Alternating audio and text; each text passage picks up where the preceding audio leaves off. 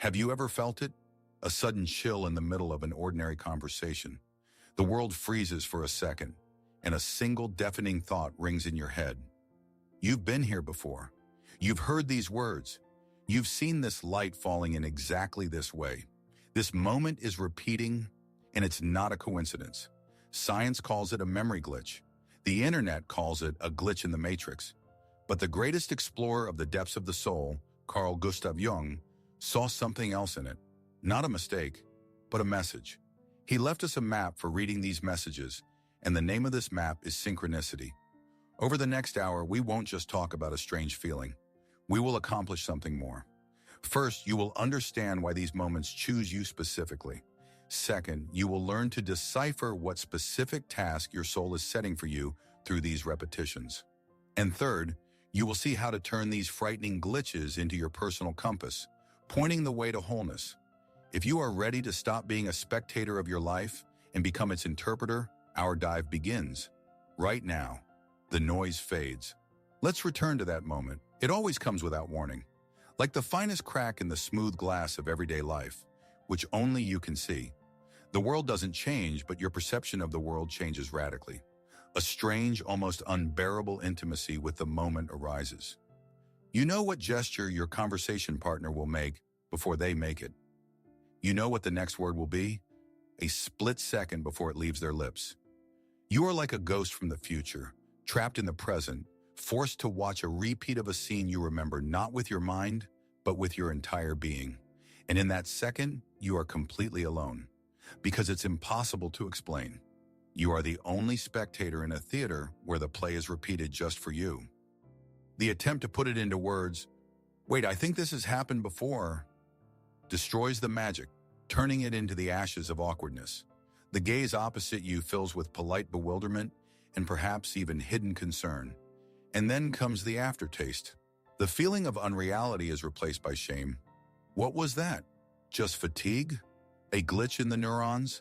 As popular articles write, the deepest, most mystical experience in your head is reduced to the level of an annoying symptom, making you doubt your own sanity. And you remain silent, carrying this secret back into the depths of yourself, where it lies as a heavy and incomprehensible burden. And if in these moments of lonely strangeness, you have ever doubted your own sanity, hear me now.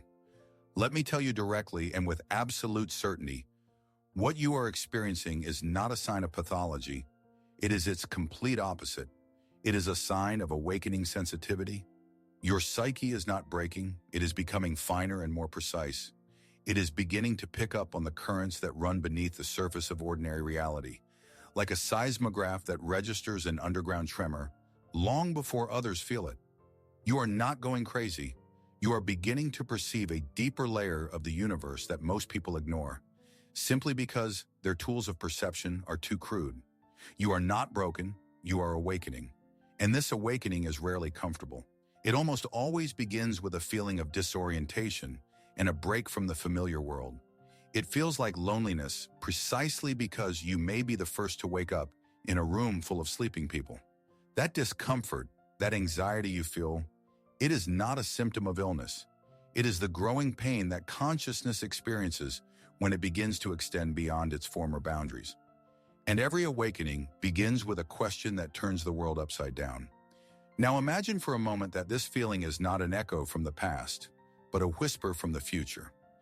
What if it's not you remembering, but your future, more whole version of yourself, the one who has already walked this path, solved all the puzzles, and gained wisdom, sending you a signal into the present?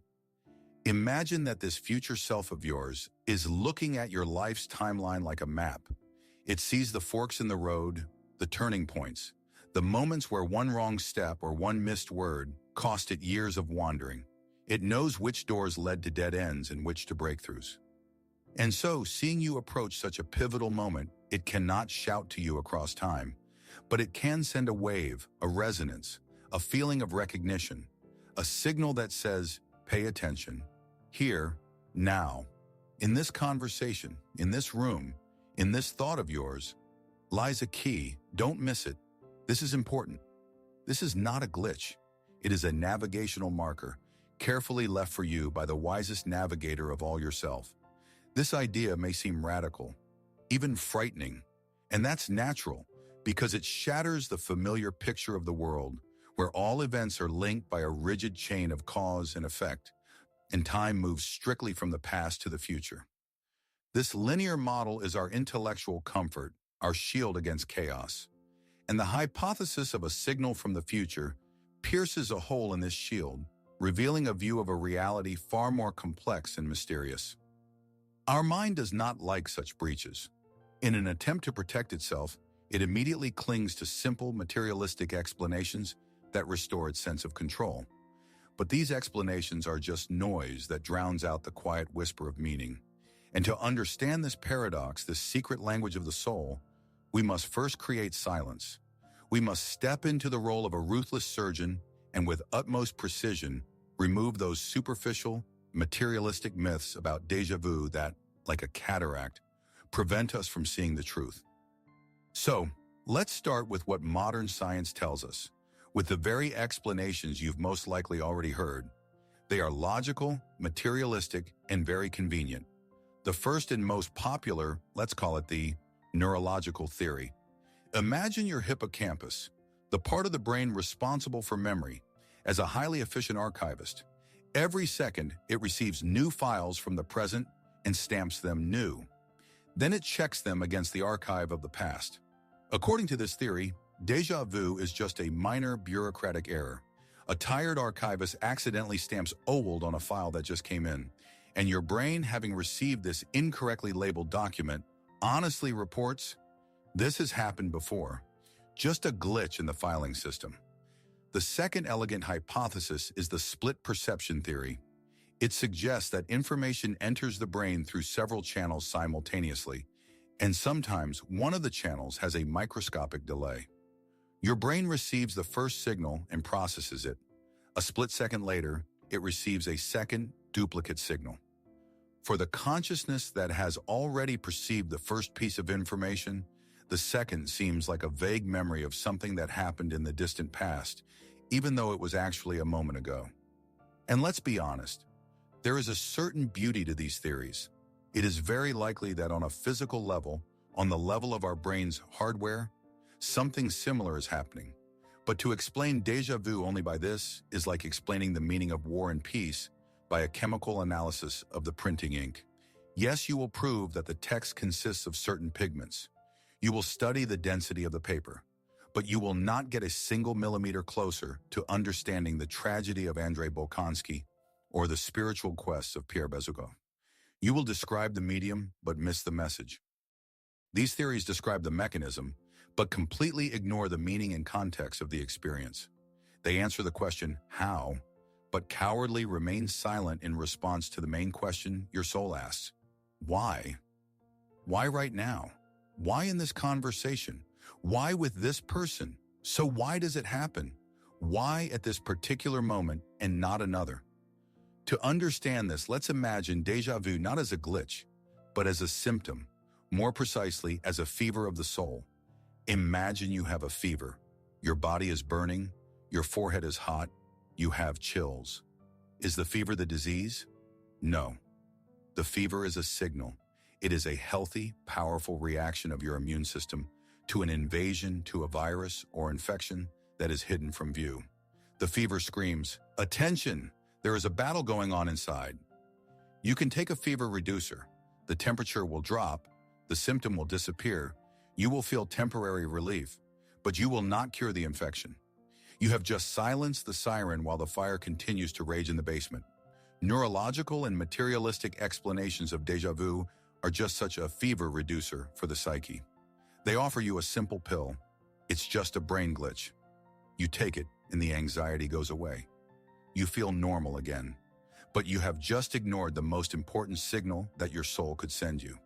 Déjà vu is the same kind of fever of the soul. It is a signal that something important is happening inside you, something that has reached a boiling point. It could be an internal conflict that demands attention. For example, between who you are supposed to be according to others and who you truly want to be. It could be a decision that has already matured in the depths of your unconscious. but your conscious mind is afraid to make it. It could be an encounter with a person or an idea that is a catalyst for your next stage of growth. This fever arises in those moments when the external world comes into perfect resonance with this hidden internal process. To ignore this signal, writing it off as a brain glitch, is to voluntarily refuse the most important diagnosis of your life. It's like telling a doctor who is pointing to a shadow on an X-ray, "Doctor, it's just a defect in the film." You choose comfortable ignorance over healing truth. A theory remains just a theory until it is confirmed by personal experience. Therefore, I want to invite you right now to turn this idea into your own personal discovery. And now I'm going to ask you to do something important. In a moment, pause this video, not to get distracted, but to dive in.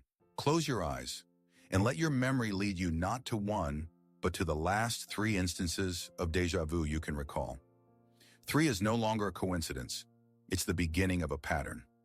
Don't try to analyze the details, what you were eating, what you were wearing. Forget about logic. Instead, immerse yourself in their atmosphere, in their common emotional background. Just feel them. Was there a common background to them? Perhaps they all occurred at moments when you were at a crossroads, doubting your path, not knowing which way to turn. Or maybe they happened in those moments of subtle self-betrayal when you said yes, while your entire being screamed no. Maybe they were periods of stagnation when you felt stuck and your soul was desperately searching for a way out, sending you these strange signals like an SOS. What invisible thread connects these seemingly random moments? What emotion is it woven from? What unresolved task or unspoken question does it highlight again and again and again? Don't rush to an answer. Don't look for it in your mind. The answer should come as a feeling, as a quiet recognition in your body. Stay with this question. The pause begins now. Welcome back. This invisible thread that you may have just felt, this strange rhyme between events not connected by logic, this vibration connecting your inner state with the outer world, it has a name, and it has its discoverer. For decades, one man stood on the shore of this strange ocean, mapping its currents. He did this not in the quiet of his study, but in the trenches of the human soul, working with his patients, analyzing thousands of dreams and life stories, studying the myths and religions of all the peoples of the world. He saw this phenomenon so often with such irrefutable regularity that he understood, this is not an anomaly. This is a law of nature, as fundamental as gravity, but operating in the dimension of meaning, not matter. This man's name is Carl Gustav Jung. He discovered that in addition to the familiar cause and effect connection that holds the physical world together, there is another, a causal connecting principle, and he gave it a name, synchronicity. It's not just a meaningful coincidence, as popular psychology likes to repeat. To call synchronicity a meaningful coincidence is like calling the Notre Dame Cathedral a pile of rocks. Jung saw something immeasurably greater in it. He saw in it proof that our inner, psychic space and the outer material world are not separate. They are 2 sides of the same reality, woven from a single fabric. Synchronicity is not a miracle or a coincidence. It is a manifestation of the deep order of the universe, which becomes visible in moments when our soul is ready for the next step. It is the moment when the inner world and the outer world momentarily align perfectly on one axis to point us to something vitally important. It is not you who finds meaning in the coincidence. It is meaning itself that finds you, using the language of coincidences. So what did Jung, this Columbus of the inner world, mean by the enigmatic word synchronicity? He defined it as a causal connecting principle. Haryana, but to truly understand this idea, we must go beyond dry definitions and use a metaphor. Imagine all of reality, visible and invisible, as a giant, infinite cosmic tapestry. You and I live on its front side. Here, everything is smooth, orderly, and for the most part, predictable. We see neat, sequential stitches. Here is the stitch of cause, followed by the stitch of effect. Here is the thread of event A, which logically leads to the thread of event B. This is the world of physics, the world of logic, the world of our everyday experience. We can trace every visible thread, understand how it is connected to the previous one, and predict where it will go next. This is the world of causality, and our rational mind feels at home here. It studies these stitches, classifies them, and builds its picture of the world from them. But every tapestry has a reverse side. If we turn it over, we see a completely different picture.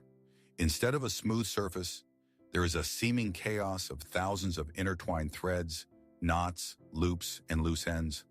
Threads that are on opposite ends of the canvas on the front side may be tied into one tight knot here, on the back. There is no linear sequence here. A completely different order reigns here. The order of meaning, not time.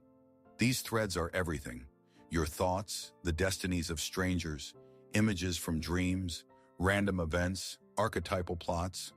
All of this is interwoven into a single, incomprehensibly complex pattern. Synchronicity, according to Jung, is the moment when a knot from the reverse side suddenly shows through to the front. It's that moment when you think of a long-forgotten friend, and a second later, he calls you. On the front side of the tapestry, these two stitches, your thought and his call, are not connected in any way. There is no causal thread between them. But on the reverse side, they are part of the same knot, the same field of meaning. And this knot suddenly became so dense that it manifested in your visible world. So what then is déjà vu in this picture? Déjà vu is something even more subtle. It is not seeing the knot. It is feeling it through the fabric. It is the moment when your hand, gliding over the smooth front side of the tapestry, accidentally touches its reverse side. You don't see the whole pattern. You don't understand which specific threads are woven together there, but you tactily feel its complex, meaningful texture. You feel under your fingers the density of the knot hidden just beneath the surface of the present moment. You feel that this simple, ordinary stitch of your life is part of something immeasurably larger, more complex, and more significant. This concept of the cosmic tapestry may seem abstract, almost mythical. Let's see how this knot on the reverse side manifests in real life. Let me tell you the story of Emily. Emily was a talented architect. For years, she had been struggling with her dream project, a public library building that she envisioned as a glass cathedral of light and silence. She won a grant, secured a plot of land, but hit a complete creative block. All her blueprints seemed lifeless, lacking the very spark that lived in her imagination. She felt that the key idea, the central organizing principle, was somewhere nearby, teasing her, dancing on the periphery of her consciousness, but she just couldn't grasp it. Weeks turned into months of despair. She was on the verge of giving up on everything. One evening, completely drained, she was wandering aimlessly through the city in a drizzling rain. Instead of going home, her feet led her to an unfamiliar street, to the window of an old bookstore she had never been to before. Not knowing why, she pushed open the heavy oak door and went inside. The smell of old paper, leather bindings, and dust enveloped her. She walked slowly between the tall shelves, running her fingers over the spines of the books. She wasn't looking for anything. She just wanted to hide from the world and from her own powerlessness. She turned into a narrow aisle at the far end of the store, where dim evening light filtered through a high window. And suddenly, the world stood still. It wasn't just recognition. It was a deafening, all-consuming déjà vu. The smell of dust, the creak of the floorboard under her foot, the way the light fell on the book spines, creating a pattern of shadows on them. All of it was painfully, screamingly familiar. She felt the dense knot on the reverse side of reality under her skin. She knew she was supposed to be here, in this place, at this very second. Her hand, as if guided by an invisible force, reached out on its own to a slim volume in a faded cover, wedged between two massive folios. She pulled it out. It was a collection of poems by a long-forgotten poet from the early 20th century. Her fingers opened the book to a random page, and her gaze fell upon a line, studying the silent geometry of frozen light. The phrase exploded in her consciousness, the geometry of frozen light. It wasn't just a beautiful image. It was the entire concept, the structure of a snowflake, the rays of light refracting through glass panels at different angles depending on the time of year. Order born from seeming chaos. The library as a crystal where knowledge is frozen in books and light is the main architect. Everything fell into place. A tear rolled down her cheek, not of despair, but of overwhelming gratitude. She had found her key, or rather the key had found her. This story is beautiful. But what does it have to do with you and your strange, isolating moments of repetition? Everything. Because the key to deciphering your experience lies in understanding exactly what happened to Emily. Let's break this down very carefully. What was the message for her? Was it the strange feeling itself? The creaking floorboards, the smell of dust? No. That was just the background. That was the stage. The message was the phrase in the book, the geometry of frozen light. The déjà vu itself was not the message, but the delivery mechanism. It was the mysterious force that stopped her in the right place at the right time and made her hand reach for the right book. Déjà vu was the signpost, not the destination. And this is where the most important insight for you is hidden. Your soul, your deep self, does not speak to you in plain text. It respects your free will. It can't just put a thought in your head like, you need to quit this job or talk to this person. Instead, it acts like a brilliant navigator. It leads you to the bookshelf of your life, to a specific conversation, to a specific situation, and at that moment, it makes you experience a powerful, inexplicable feeling of déjà vu, so that your hand reaches out on its own, so that you pay attention. That book Emily's hand reached for, that is your déjà vu. But the message is not the book itself, but what's inside. And so it is with you. The message is not the déjà vu itself, but the conversation, the thought, the place where it found you. If you experience déjà vu at the moment your friend says the phrase, "You've always been afraid to take risks," then that phrase is the book the universe is handing you. If déjà vu strikes you when you look at the building of the old university you once wanted to graduate from, then that building is the book. Stop analyzing the feeling itself. Start analyzing the context in which it arises. Déjà vu is a cosmic highlighter. It is the soul's neon sign that suddenly lights up in the middle of a gray day and screams, "Look, listen. What is happening right now?" This phrase, this thought, this image is of colossal, decisive importance to you. Don't miss it. It is not an echo of the past. It is a navigational beacon pointing to a treasure buried in the present moment. Now that you understand this mechanism, now that you have this key in your hands, let's use it. Let's go back to your last déjà vu one more time, for the last but most important time. But this time with a completely different intention. We will no longer focus on the strange feeling itself. We will look where it points. Close your eyes again, if it's more comfortable for you. Reconstruct that scene in your memory. Now ask yourself anew the only correct question. If the feeling itself was just a signpost, a trembling finger pointing through the fabric of reality, then what exactly was it pointing to? What book was on the shelf at that moment? What was it? Was it a word spoken by your conversation partner that sounded like a quiet gong, resonating with some forgotten part of your soul? Was it a fleeting thought in your own head, a doubt, a hope, a fear, that at that moment became deafeningly loud? Maybe the signpost was the person in front of you, and their presence in your life during that period had a crucial significance that you had been ignoring until now? Or was it the place, a street corner, a room, a landscape that was not just a backdrop, but a symbol of your current inner state?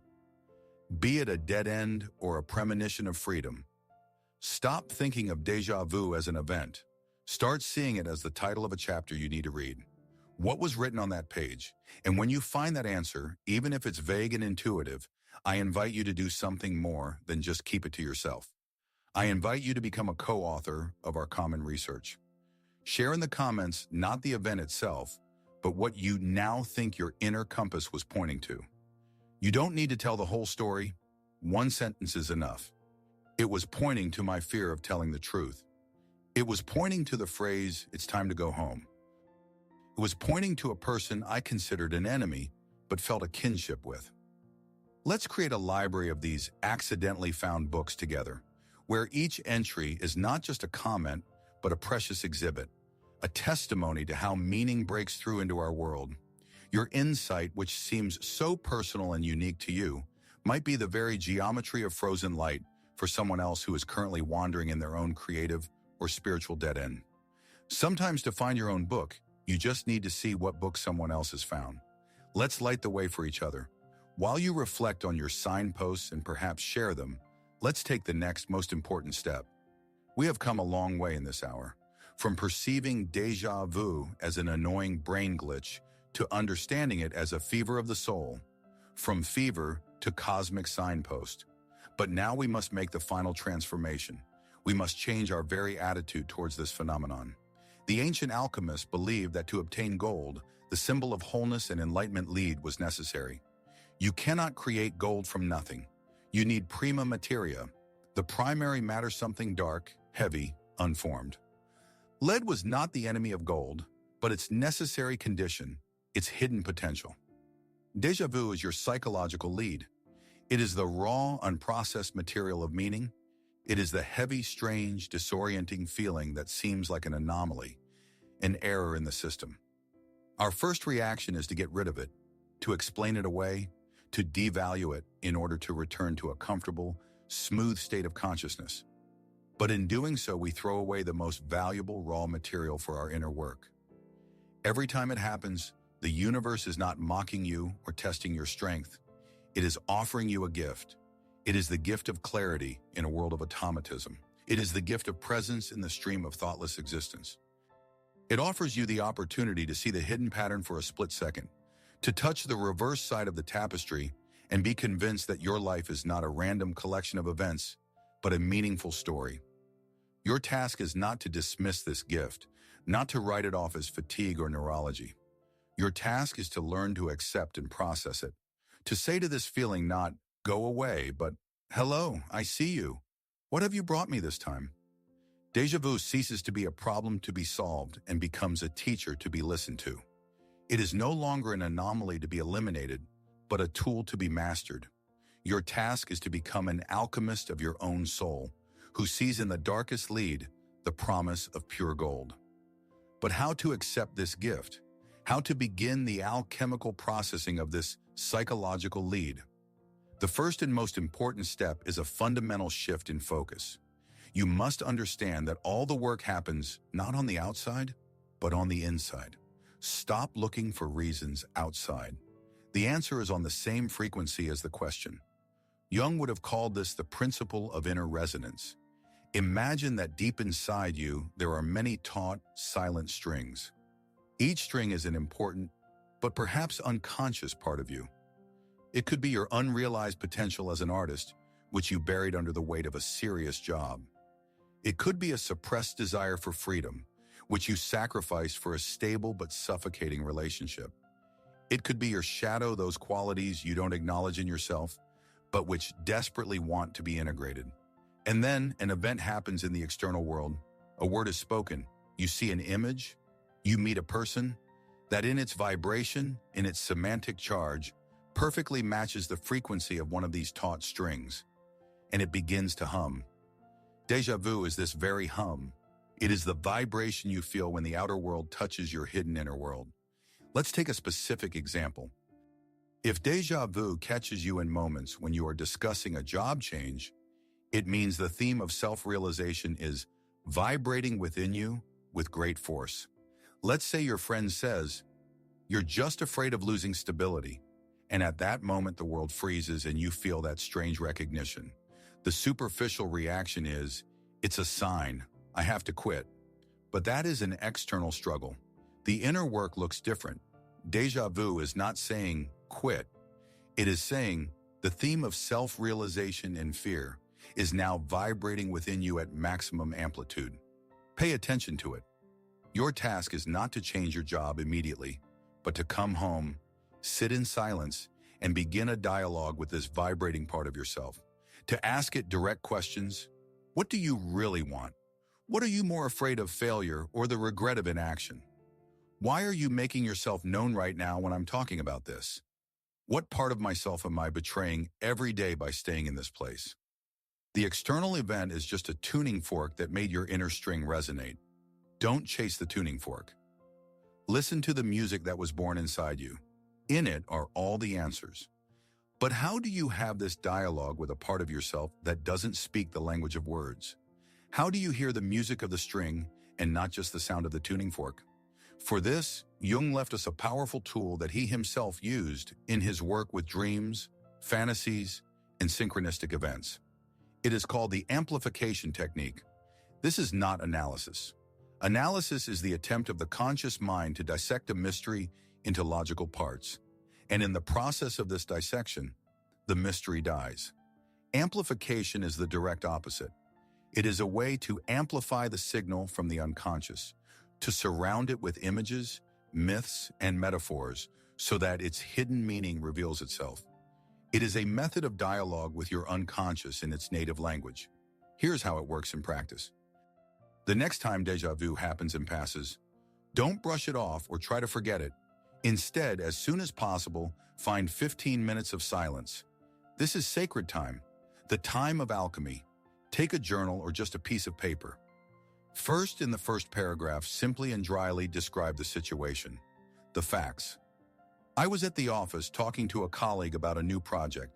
When he said the phrase, "We're going in circles again," I experienced déjà vu. This grounds the experience. And then after a space, write the heading, amplification. And from this moment on, you turn off your inner critic and logician.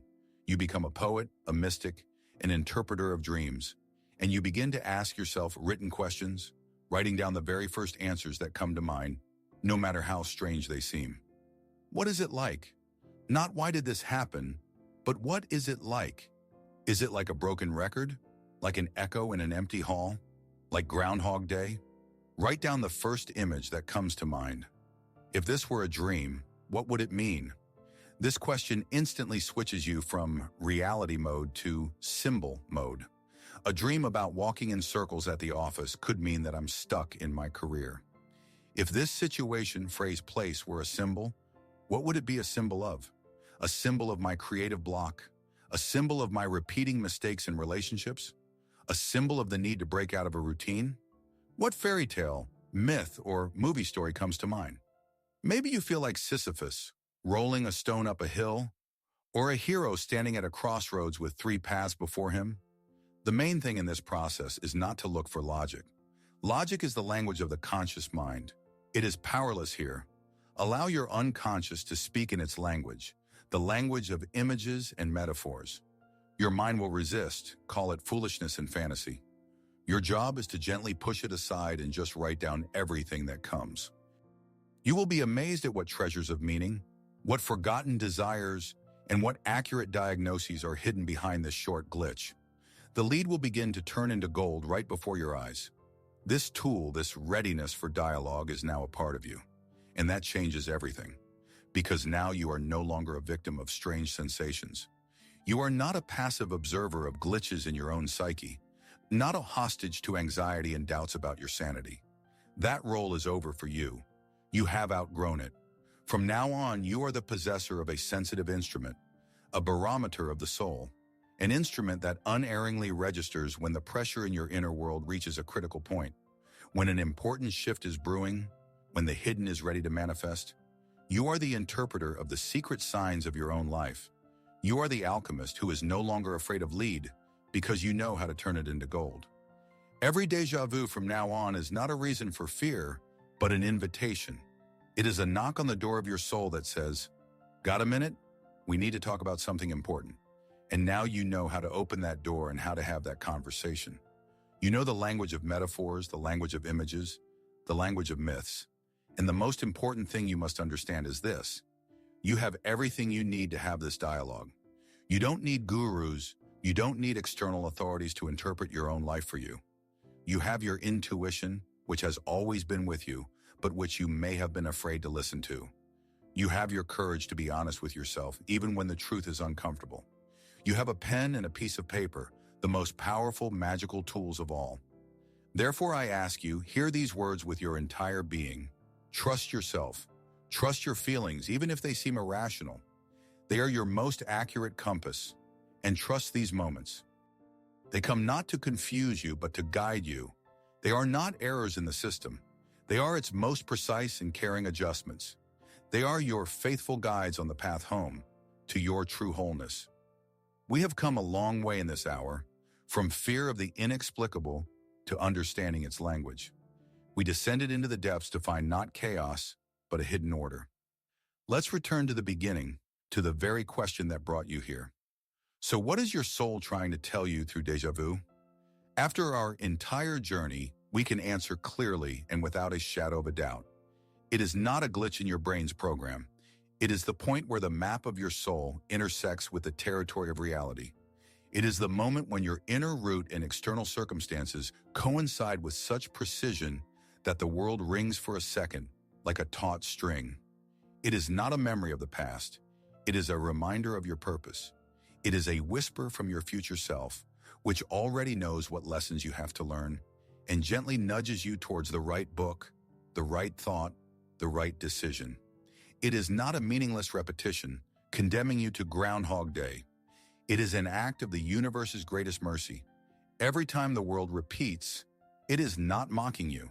It is giving you another chance, a chance to notice what you overlooked while moving on autopilot, a chance to understand the truth about yourself that you have been running from for so long, a chance to make the right choice where you once took a wrong turn or where you are about to turn right now. Déjà vu is not a time trap. It is a door that opens for a split second so you can see the path to your freedom. And when you truly accept this idea, not just with your mind, but with your entire being, your reality will begin to change. Not externally, but internally, and that is the only thing that matters. The next time this feeling strikes you, and it will, you won't flinch in fear. There will be no cold sweat and panicked thought, "What's wrong with me?" Instead, to your own surprise, a slight smile may appear on your lips. It will be a smile of recognition, like an old, slightly eccentric acquaintance who always shows up without warning to say something important. And inside, in the silence of your consciousness, you will say to it, "Ah, it's you again. I'm listening. What do you want to show me this time?" And at that very moment, in that simple shift of the question, alchemy will occur. Fear will be replaced by curiosity, because you will know that it's not a glitch, but a quest, not a mistake, but a riddle. Loneliness by a feeling of deep connection, because you will understand that it is not you breaking away from the world, but the world engaging in an intimate, personal dialogue with you, which only you can hear. And the feeling of being trapped, of meaningless repetition, by the anticipation of discovery. Because every such moment will now be for you not a wall, but a door, behind which lies a treasure, a new understanding of yourself and your path. The world will cease to be just a collection of facts. It will become alive speaking, full of signs and clues intended personally for you. And you will learn to read its language. Thank you for walking this path to the end. And I thank you not for the time spent, but for your courage and trust. Because it takes courage not to dismiss the strangest and most subtle experiences of your soul. It takes courage to question the simple, materialistic picture of the world and to look behind the veil of the ordinary. What you have accomplished in this hour is not just watching a video. It is an act of inner exploration, an act of bravery. And I want you to know you are not alone in this search. The feeling of isolation that accompanies these moments is an illusion. In fact, there are many of us. Those who are not satisfied with superficial answers. Those who feel the reverse side of the cosmic tapestry and try to trace its patterns. Those who hear the whisper of the universe in random coincidences and try to decipher its language. We are an invisible community of seekers scattered across the globe, but united by the same deep feeling. This world is something more than it seems, and your sensitivity is not a curse, but your ticket into this circle. So know that by making this dive, you have found your tribe. Welcome to this invisible circle. Our joint dive today is coming to an end, but the journey itself is just beginning. If this conversation has been valuable to you, if it has lit a light of recognition within you and given you at least one key to the mysteries of your soul, I ask you to help this light spread further. Every like you give this video is not just a number, It is a signal in this vast digital space that says, we need more depth, we need more meaning. It is your vote in favor of genuine exploration, not superficial answers. If you want to receive more keys, more maps for navigating your inner world, subscribe to the channel and click the bell. This is not just a subscription. It is your intention to continue on this path, not to miss our next conversation, our next joint dive into the mysteries of the psyche. And most importantly, if during our journey you thought of someone specific, a friend, a loved one, who you think is also asking these questions, also feeling these strange vibrations of the world, share this video with them. Do it not for us, but for them. Perhaps this very conversation will become for them that accidentally found book that will give them the missing key. Become for someone the one who points the way. Thank you for your full presence. And remember, your life is not a problem to be solved. It is a mystery to be lived.